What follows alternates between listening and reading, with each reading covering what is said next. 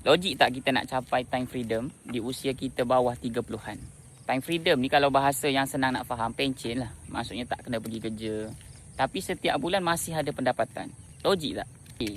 Ni circle saya sendiri dalam G100 dan juga 5G. Memang ramai tuan-puan yang tak sampai 30 dah freedom. Jadi apa yang mereka buat supaya mereka dapat time freedom seawal usia yang mungkin? Perkara pertama tuan-puan yang paling penting adalah dari sudut pengurusan kewangan. Kalau tuan-puan nak dapat time freedom ni, tuan-puan tak boleh hidup macam orang biasa. Okey, saya cerita pengalaman peribadi saya sendiri. Sebelum saya berhenti kerja, dulunya saya bekerja.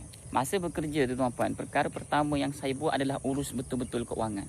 Antara perkara yang paling saya ambil perhatian adalah dari sudut simpanan dan juga hutang.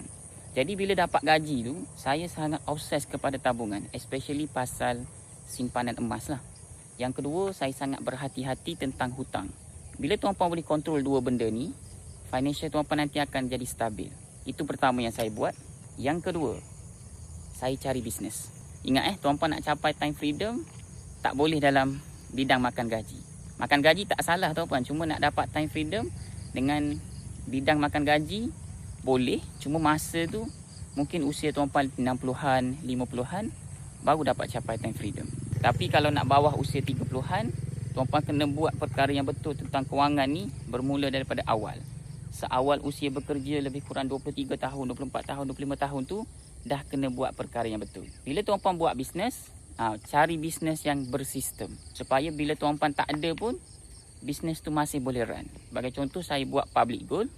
Alhamdulillah tuan-puan, dalam public gold, sahabat saya Tuan Muda Abdul Rahman meninggal dunia pun hari ni masih ada pendapatan sebab adanya sistem.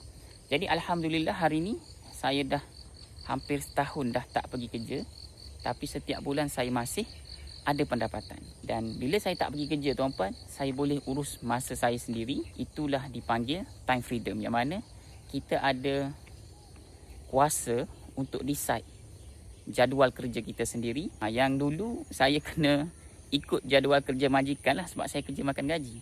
Jadi sangat possible tuan-puan untuk dapat time freedom di usia bawah 30-an dengan syarat 5 tahun daripada sekarang tuan-puan kena buat perkara betul dari sudut keuangan dan juga dari sudut bisnes. Jadi itu sahaja, sambil-sambil saya berswap dekat Kelantan ni. Saya kongsikan beberapa perkara yang saya belajar daripada guru saya sendiri, Encik Muhammad Zulkifli Syafiq. Nak lebih banyak ilmu emas dan kewangan, teruskan follow saya.